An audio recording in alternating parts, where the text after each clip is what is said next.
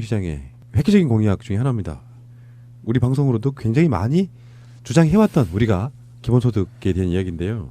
2,800만 명에게 연간 100만 원씩을 주겠다라고 하는 기본소득 이 아젠다가 제가 생각했던 것보다 훨씬 빨리 다가오는 느낌이에요. 이재명 시장도 그렇지만 뭐 심지어 김부겸 후보나 박원순 시장도 부분적으로라도 기본소득을 줘야 된다라고 하시는 그런 분들이거든요. 저번에 우리가 3년 전부터 기본소득을 다뤄올 때 이 아젠다가 대선에 어쩌면 공약이 될 수도 있겠다라는 이야기를 했었는데요. 그거는 그 당시에는 그게 희망사항에 가까웠었는데 실제로 이번 대선의 아젠다 중에 하나로 떠오른 것 같은 그런 느낌입니다. 서점에 가면요. 베스트셀러로 1년에 한 몇 번씩 자주 오르는 책이 있어요. 그게 무슨 뭐 2020 무슨 예측, 뭐 2030 무슨 예측. 그게 뭐냐면 UN 미래 포럼 이래 가지고 비전 보고서. 그 박영숙 씨라는 분이 그 제롬 글렌인가 하는 그 분하고 그러니까 세계적인 그 미래 예측하는 분들하고 같이 해서 하는데 처음에 저는 뭐 이게 뭔가 어떻게 이거를 1년에 몇 번씩 이런 책을 내지 이거 조금 이상한 거 아닌가? 라고 생각할 정도로 내용이 많고 자주 나오는데 늘 베스트셀러 반열에 오르는 책이에요. 근데 제가 전에 어떤 책 저자들 인터뷰할 일이 있어가지고 그때 그 박영수 씨를 한번 만나서 얘기를 쭉 해봤는데 참 흥미로운 것은 이게 실제로 그분이 이 영국 대사관에 근무를 했었고 남편이 미국 분인데 아주 우리나라에서 거의 최고급의 세계적인 미래학자들의 네트워크를 갖고 있는 분이고 아주 흥미롭게도 지난 대선 때 또 문재인 후보를 지지했더라고요. 그런데 얘기가 좀 옆으로 샜습니다마는 그 관심이 있어 이재명 시장 얘기하는데 문재인 후보 아니 그 인터뷰를 제가 해본 적이 있는데 그때 보다가 그 책을 그게 한 1년 전인데 내용 중에 바로 그런 게 있었어요. 거기에 OECD 국가를 보면서 전 세계적으로 2020년까지는 몇 퍼센트의 나라들, 2030년까지는 몇 퍼센트의 나라들 이렇게 하면서 2040년 내지 2050년도에는 선진국의 대부분이 기본소득을 채택하게 될 것이다. 그래서 제가 그게 굉장히 그게 한 1년 이상 전의 얘기였기 때문에 지금까지보다는 훨씬 더 기본소득 얘기가 나오기 전이었어요. 근데 제가 굉장히 의아하게 생각하고 이게 어떻게 보면 그것은 상당히 전통적으로 보면 우파적 지식인들이 많이 모여 있는 데인데 이게 어떻게 이런 얘기를 하지 했었는데 그게 어떤 좌우 보수 진보를 떠나서 좀 뭘 좀 한다는 세계적인 이 미래학자라고 하는 분들이 상당 부분 그렇게 예측을 하고 있는 주제여서 저도 개인적으로는 이건 굉장히 급속히 이렇게 우리 사회의 어젠다로 수용될 가능성이 높겠구나라고 생각하고 있었던 주제인데 역시 이번에 이렇게 등장을 하는 것 같아요. 제가 밑밥을 한번 깔아볼게요. 기본소득에 대해서는 저도 팟캐스트 시작하면서 처음 들었던 얘기예요. 처음에는 받아들이기 힘들었어요. 전통적인 가치관은 아니란 말이에요. 근데 왜 그걸 주장하는지를 듣고 나니까 수긍이 가더라고요. 예를 들어서 일자리는 줄고 있습니다. 기본적으로 일자리는 줄고 있고 지금 일부에서는 뭐 5년 안에 전 세계에서 500만 개 준다는 거 아니에요? 일자리는 줄고 그리고 사실은 기업들은 돈을 벌어요. 그러면 기업들이 그 나라에 세금 좀 더 내줘야 되고요. 그런 차원과 또 이런 측면도 있죠. 제가 방송하면서 가끔씩 이렇게 청소년들을 만나거나 인터뷰할 때가 있는데 이 친구들은 자기가 세금을 내지 않는다는 면에 있어서 투표권을 갖지 않는 거에 대해서 굉장히 당연한 듯이 받아들이는데 전 반대로 생각해 보면은 한국처럼 간접세 비중이 높은 나라가 없습니다. 태어나서 죽을 때까지 간접세를 무지하게 내고 살아요. VAT 별도 이런 것들이죠. 세금을 내고 사는데 나라는 그들에게 해주는 것이 거의 없는 상태. 그리고 국가는 유지를 해야 되고 그래서 처음에 이제 진보 정당 분들을 모셔다가 기본소득 이야기를 들어봤는데 기본적으로 복지의 저는 끝판왕이라고 저는 생각을 해요. 기존에 있던 어버이연합 유의 어르신들이야 그냥 공짜로 돈 주는 게 어딨어 이렇게 생각하실지 모르지만 그들이 존재하고 세금 내는 한 일자리를 만들어주지 못할 거면 기본소득으로라도 기본적인 생활을 보장해 줘도 된다. 이런 원칙은 세워놓고 있는데 문제는 이게 시기가 한국 경제 규모나 이런 게 맞느냐 안 맞느냐 이런 부분이거든요. 어쨌든 이재명 시장이 이렇게 툭 던져놓는 이 아젠다 물론 성남시에서도 청년배당 같은 걸 했고요. 서울시에서도 정부가 하지 말라는 것 청년배당을 했거든요. 그게 확대되면 전 국민 기본소득이 가는 건데 지금 이재명 시장의 공약으로 보면 사실상 전 국민에게 주는 거에 가깝습니다. 유아배당, 아동배당, 청소년배당, 청년배당, 노인배당 사실 중년층 정도만 빼면 근데 그 부분에서는 농어민 배당 같은 거 그러니까 실제로 도심권에서 직장 다니시는 분들을 제외한 모든 분들한테 일단 기본적으로 기본소득을 주겠다 이거거든요. 실제로 이게 공약화될 가능성이 있을까요 없을까요? 만약에 촛불 전국이 아니고 정상적인 것이었다면 힘들었을 수도 있는데 이 상태라 그러면 이거는 저는 현실화될 가능성도 있다고 보는 거거든요. 아니 그건 이미 저는 이재명 시장은 자기의 대표적인 공약으로 제기를 한 거라고 보고요. 가정한다면 이재명이 대통령이 된다고 가정한다면 전 이걸 할 거라고 봐요. 밀어붙일 가능성이 있다. 결론부터 먼저 말씀드리니까 기본소득 어젠다라는 것이 갖는 어떤 의미, 소위 4차 산업혁명 하에서 일자리가 줄어드는 거, 그다음에 복지 인식이 이제 노동이나 소득과 상관없이 권리로서 어떤 제공돼야 한다는 거. 그다음에 굳이 따지자면 말을 기본소득이라고 표현하지 않지만 기초연금부터 시작해서 많은 부분 국민들에게 그렇죠. 기본적으로 주어지고 있는 것들이 있잖아요. 이것을 어떻게 통폐합할 것이냐라는 식으로 관점을 접근할 수도 있어요. 그래서 박원순 시장 같은 경우는 이거를 표현을 조금 달리해서 현재 있는 것들을 포함해서 이걸 전체를 기본소득으로 통합 내지는 볼 수 있는 시스템을 만들겠다 가령 이렇게 아하. 얘기하는 것인데 어쨌든 결론부터 말씀드리면 이재명 시장의 경우는 소위 이명박식으로 얘기하면 내가 해봤다 이거잖아요. 성남에서 해봤다. 근데 그것을 이제 다른 분들과 달리 두 가지 점에서 하나는 내가 이 돈을 어떻게 만들겠다. 하나는 예산 줄여서 만들고 하나는 법인세 걷어서 만들게. 증세 부자 증세에서 만들게. 이 얘기를 그냥 딱 지르고 있다는 것이 하나가 있고 또 하나는 이거 현금으로 그냥 주는 게 아니고 우리 해보니까 이거 상품권으로 줘서 자기 사는 동네에서 돌려서 쓸 수 있게 해줄게. 그럼 지역 경제에 좋은 거 아니냐. 아마 고 전자 재원 만드는 거는 누구라도 그렇게밖에 얘기할 수 없을 텐데 후자에 이것을 주는 방식에 관한 거는 나름대로는 이재명 브랜드라고 저는 볼 수 있지 않을까 이렇게 봐요. 돈의 크기는 그렇게 많지가 않습니다. 1년에 100만 원이니까 한 달에 10만 원도 안 되고요.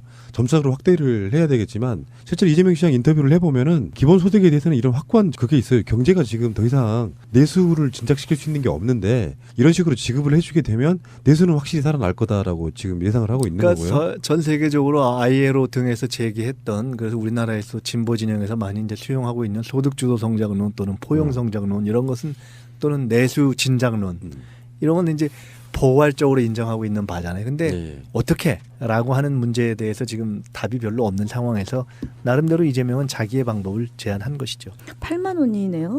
한 달에. 네. 어떠세요? 근데 김원 의원님은 이제 문재인 대표는 이 부분에 대해서 아직 사실상의 언급이 별로 없어 보이거든요. 그러니까 이제 저희가 이 정책뿐만 아니라 이제 국정을 운영했었고 그다음에 책임 있게 이제 정책을 내놓지 않으면 많은 공격의 소지의 대상이 되잖아요. 그분은 제가 알고 있기에 지난 18대 대선 때도 지키지 못할 공약 하지 말자 주의자였어요. 그래서 그때 저희가 그 노인연금 노인연금. 문제가 그때 이제 대표적으로 17만 원인가요? 20만 원 전 대상을 준다고 그때 박근혜 아니 그러니까 그게 문재인 대표 공약이 17만 원인가였대요. 예, 그리고 그걸 보고 박근혜가 따라해서 20만 원 올렸다고. 네, 3만 원 더 예. 올려가지고 결국은 안 된 거잖아요. 누리 예산도 네. 그렇고 뭐 일단 지르고 보자, 대고 보자 이제 이런 건데 윤 대표의 성향이나 뭐 이런 그 태도나 이렇게 보면 지키지 못할 공약을 내세우지는 못하죠. 조심스럽다 지금. 네. 현재 그래서 이거를 일단은 이제 전반적 체계 이제 그 복지나 이런 것에 대해서 전반적으로 놓고 검토를 하고 그다음에 세대별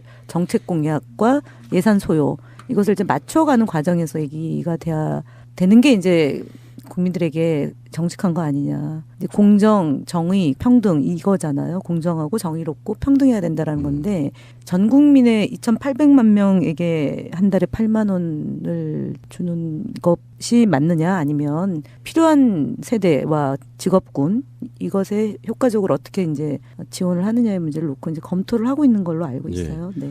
그러니까 재벌들이요 국가에서 온갖 혜택을 받잖아요. 근데 그들이 새로운 정권이 들어서면은 일자리를 획기적으로 만들던가 사내유보금을 써서 아니면은 세금을 법인세 같은 걸 획기적으로 더 내든가 그런 방식으로 지금 풀지 않으면은 실제로 국민들 좀 아사 상태에 가게 돼 있을 정도고요. 저희들이 기본소득을 시리즈로 다뤄본 적이 있었고 각종 전문가들 나와서 얘기를 들어본 적이 있는데 한 달에 태어난 0세부터 살아계시는 모든 분들에게 30만 원 정도 주는 것은 사실상 현실 가능하다고 합니다. 그러면 4인 가족이면은 120만 원이 일단 기본소득으로 들어오는 거예요. 어떤 주부 같은 분들은 다니던 직장을 다니기보다는 육아에 더 전념할 수 있고요. 뭐 그런 여러 가지 조건. 남편이 실직을 해도 당장 생계 걱정을 아주 심하게 하지 않아도 되는 굉장히 좋은 조건들이 되게 많이 있어가지고 보수층 또는 노인들에게 있어서 자기들은 20만 원씩 기초연금을 받으면서 다른 특히나 이제 출산 문제 같은 게 연결이 돼 있거든요. 출산 같은 거 하려고 해도 돈 없어서 케어를 못해서 못 낳는 경우인데 지금 우리나라 출산율이 심각하지 않습니까? 그러니까 최소한 육아함에 있어서 초등학교 들어가기 전까지 유아 수당이라도 좀 지급을 해서 한 달에 30만 원씩 분유값이라도 좀 나온다고 하면 저는 출산율이 저조한 게 이제 여러 이유도 있지만 사실은 그 경력 단절이죠. 여성의 입장으로 놓고 보면 평등한데 남녀가 평등하고요. 그다음에 직장에서 일을 하면 그것을 통해서 이제 돈도 벌지만 자기의 성취감도 느끼는 거잖아요. 근데 애를 낳고 육아에 공동 부담을 져야 되는데 우리나라의 현재 구조가 퇴근 후에 늘 남자들 중심으로 이렇게 뭐 술문화도 있고 그렇게 이제 동료들과 어울리지 않으면 정보로부터 소외되고 하니까 이제 그런 문제가 생기는데 저는 제가 볼 때는 이 여성 문제 특히 이제 이 뭐 재원 확보를 해서 기본적으로 이제 소득을 만드는 것도 중요하지만 좀 여성들이 그 안정적으로 직장을 다닐 수 있는 제도적 장치 마련이 같이 병행되지 않으면 안 된다.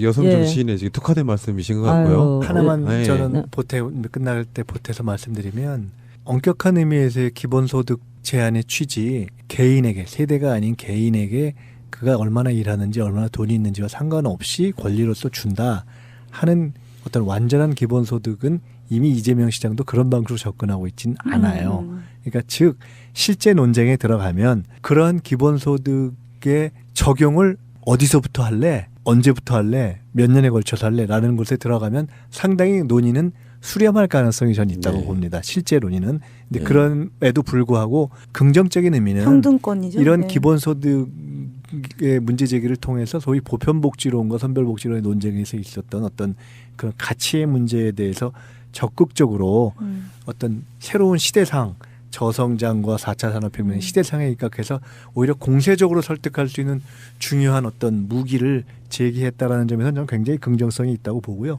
또 나름대로 이거를 자기 나름대로 난 이걸 이런 방식으로 풀려고 한다라는 걸 제기했다라는 점에서는 저는 굉장히 긍정적이라고 네. 보고 있어요. 이 기본소득 같은 경우에는 있는 사람한테는 그 돈 더 준다고 해가지고 큰 표가 안 날 수도 있지만 기본소득이라는 게 존재하는 것만으로도 사람은 꿈이라는 걸 꿀 수 있는 그런 여지가 생겨요. 푸른나무님 말씀처럼 뭐 실직을 했다거나 이런 극한 상황에서의 어떤 구제 방법이 될 수도 있지만 그게 아니라 내가 정말로 하고 싶은 것을 어떤 경제적인 이유 때문에 포기할 때 기본소득이라는 거 하나만으로도 힘이 될 수가 있는데 지금 이 기본소득제가 일반적인 선택적인 어떤 복지 혜택하고 다른 건 뭐냐면 선택이라 하면은 항상 기준이 존재를 하거든요. 어느 당이 집권했느냐에 따라서 그 기준도 바뀌어요. 그런데 정말로 공정하고 정의롭고 평등하려면은 이런 선택적 기준 자체가 없이 인간은 다 제각각의 사정을 가지고 살아요.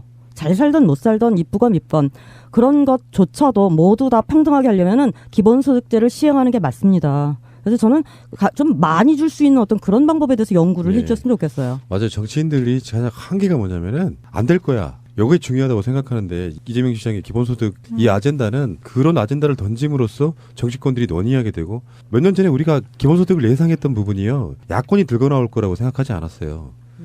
정치를 정말 못한 망해가는 보수 여당이 충격적인 요법으로 기본소득을 들고 나올 거다 이렇게 했을 거고요.